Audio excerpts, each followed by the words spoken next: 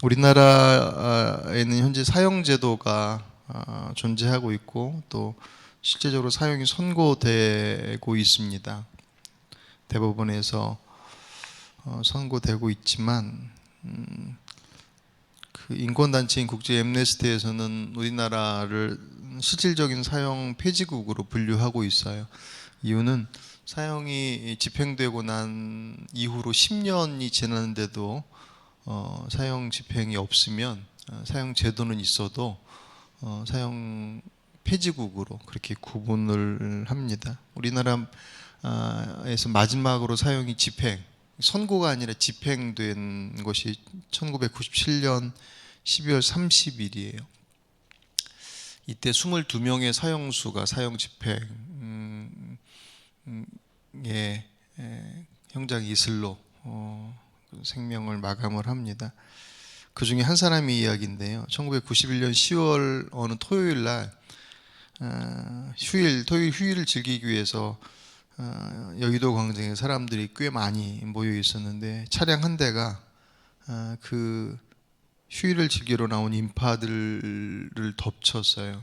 실수로 차가 덮쳐진 게 아니라 고의로 광란의 질주를 그 여의도 광장을 휘집고 돌아다녔습니다. 그 자리에서 그 차로 인해서 어린아이 둘이 그 자리에서 사망하고 그 이후에도 실주가 계속되어서 20여 명의 사상자가 발생한 사건이 있었습니다.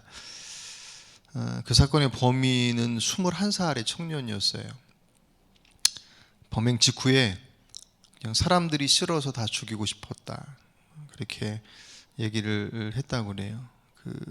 이 청년이 낳고 자란 마을 사람들의 증언에 의하면 어린 시절이 너무 불우했다는 거예요. 5살 때 어머니가 집을 나가고 아버지는 음독자살로 해서 고아가 돼버린.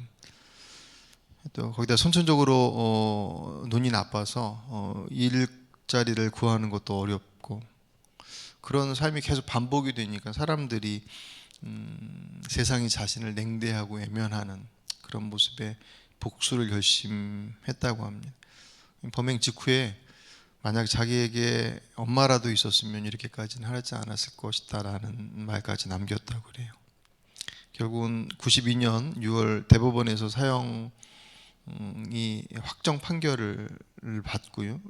5년 뒤인 97년 12월 30일에 형장이 이슬로 생을 마감을 합니다.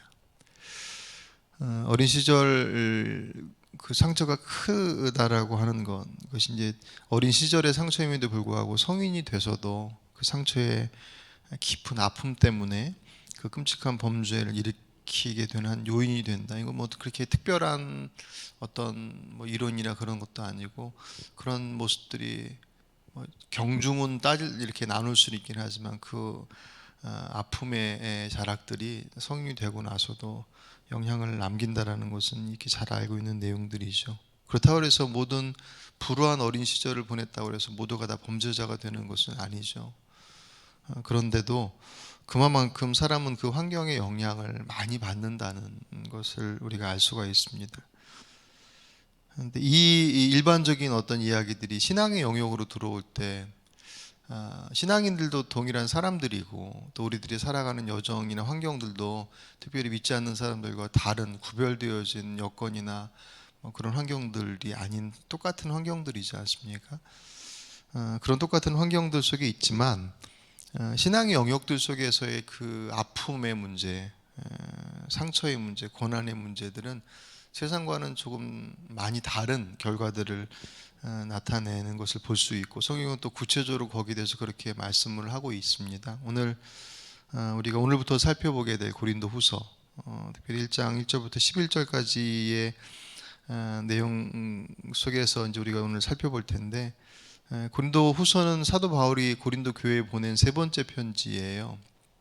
고린도 전서가 있고 그 중간에 눈물의 서신이라고 하는 편지가 하나 더 있고 그 편지 보내기 전에 바울이 고린도 교회의 문제를 듣고 거기에 대한 해결책을 보낸 편지가 고린도 전서인데 편지를 보낸데도 불구하고 여전히 문제가 해결되지 않고 계속 그 심각한 상황들이 지속이 되니까 바울이 급하게 일정을 조정해서 고린도 교회로 찾아가요. 그런데 오히려 그 찾아간 것이 서로에게 더 큰 상처가 됐어요. 바울이 생각한 것만큼 고린도 교인들이 바울의 말에 움직여주지 않았어요.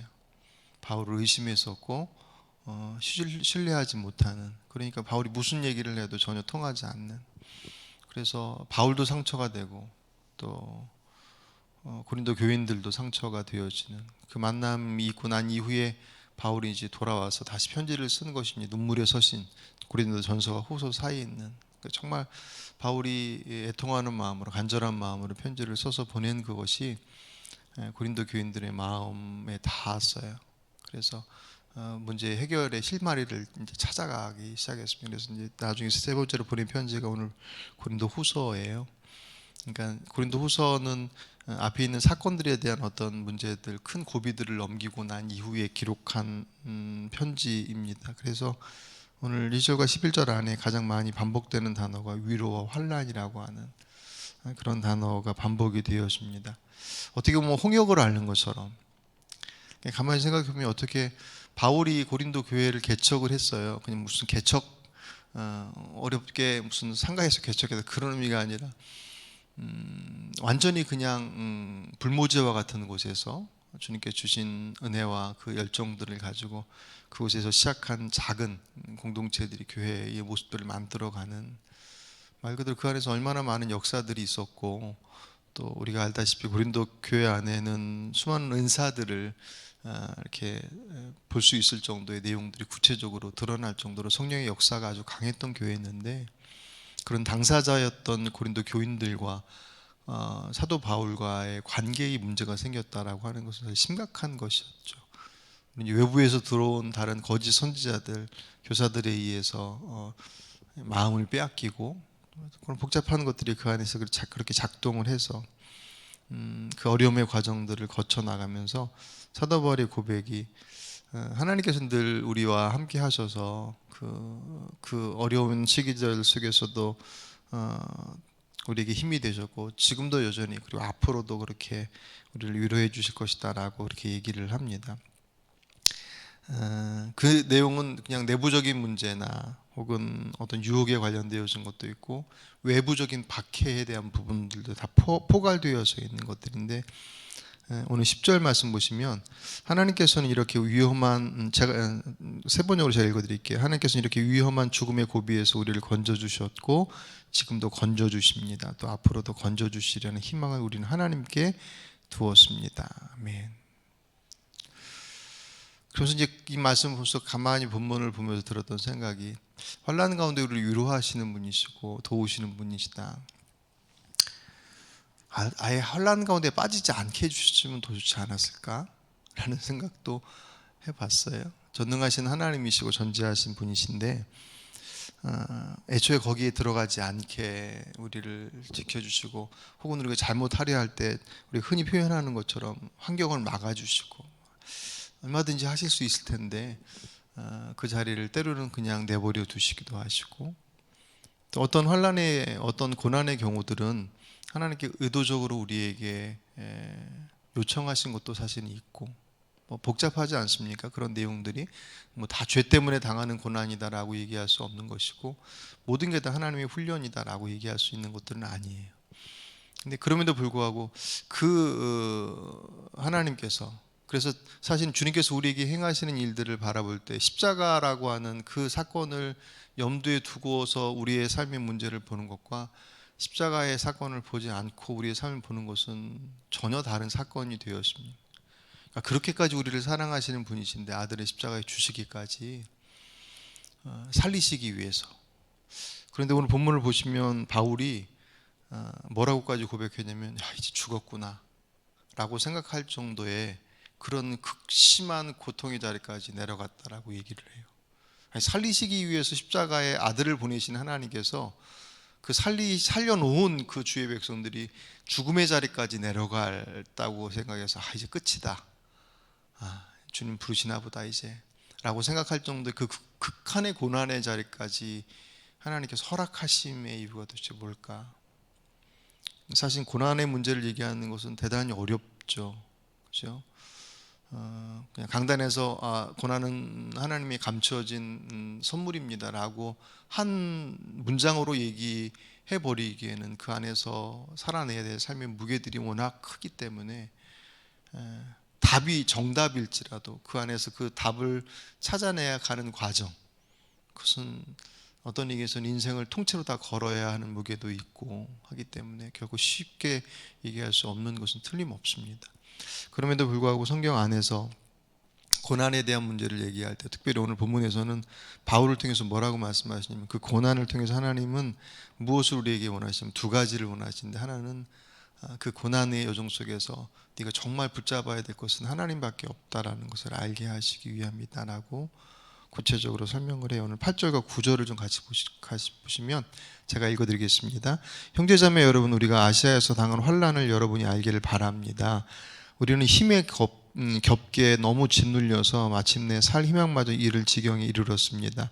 우리는 이미 죽음을 선고받은 몸이라고 느꼈습니다. 그렇게 된 것은 우리 자신을 의지하지 않고 죽은 사람을 살리시는 하나님을 의지하게 하기 위함이었습니다. 아멘.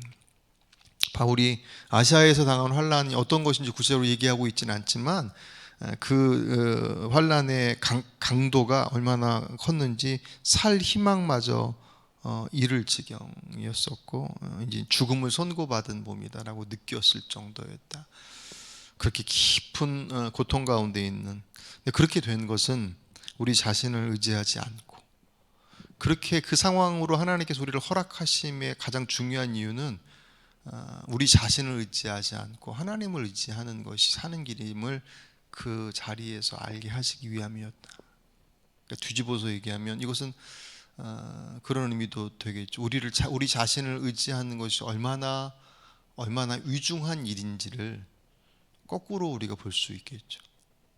그러니까 우리 입장에서는 하나님 죽겠어요, 도대체 왜 이렇게 하셔요? 라고 하나님 앞에 원망하며 우리 환경에 대한 부분들을 열어달라고 하나님 앞에 간절하게 구하는 기도를 하잖아요. 그 기도가 그 절박함과 그 상황에 대한 부분들 속에서 다 다르지만 어쨌든 정말 못 살겠으니까 하나님 앞에 살려달라고 구하는 건데, 주님께서 그 자리를 우리를 허락하심의 이유는 몰라서도 아니고 외면도 아니고 능력이 없어서도 아니고, 네가 지금 살려고 발버둥치며 붙잡고 있는 그거 놔야지 사는 거야.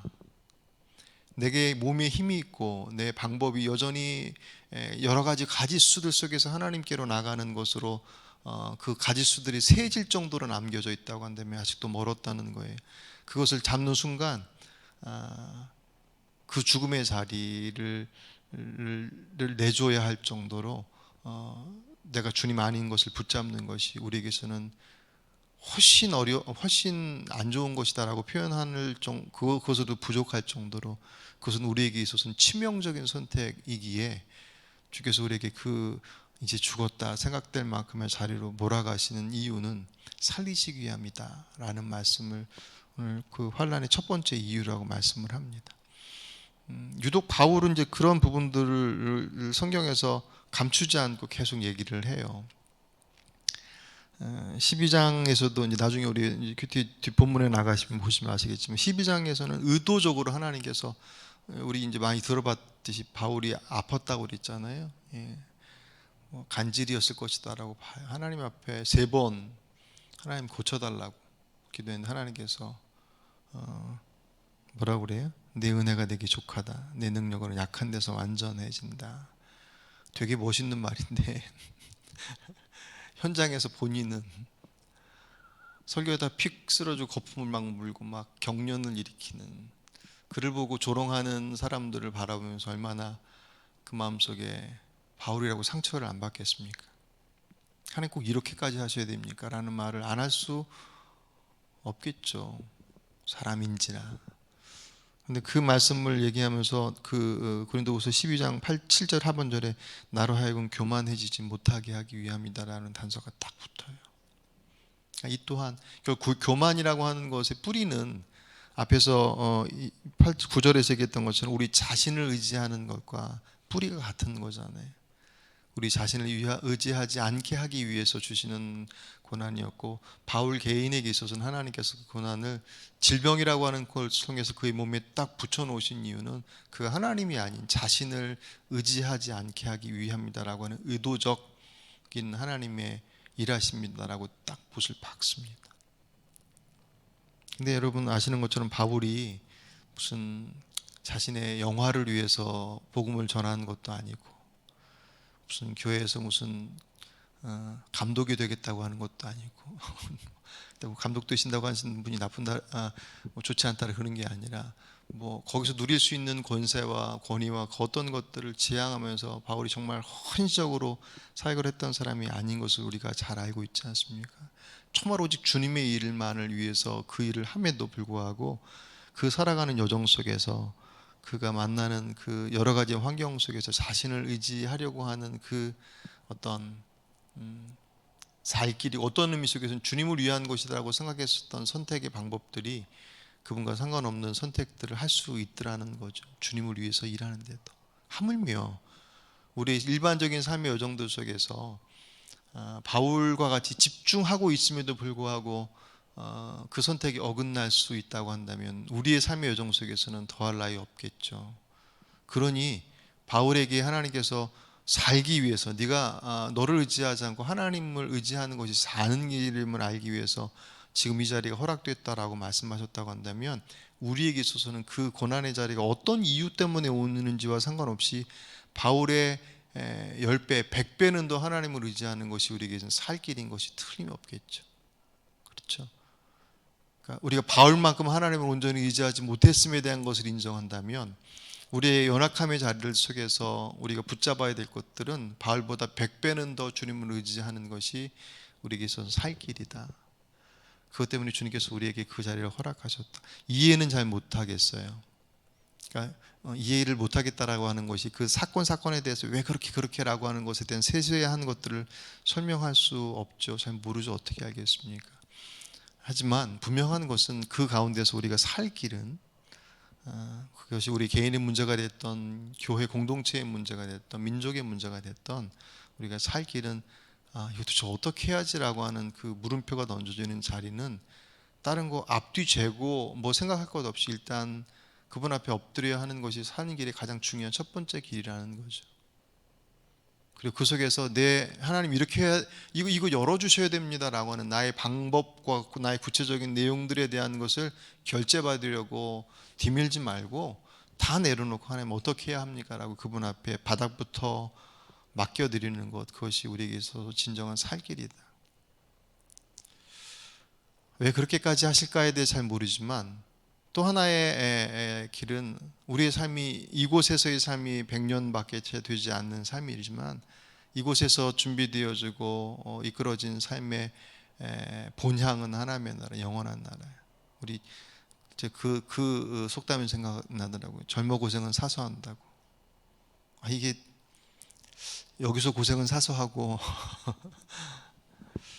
그 고생이라고 하는 것이 정말 주의 뜻을 따라서 살아가는 것으로부터 오는 그런 어려움이라고 한다면,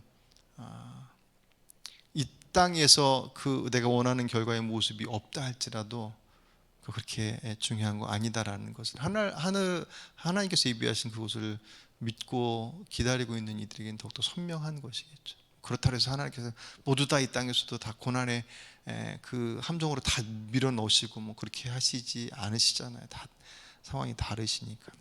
어쨌든 오늘 본문에서 하나님께 주시는 고난의 이유는 하나님을 의지하게 하기 위함이다.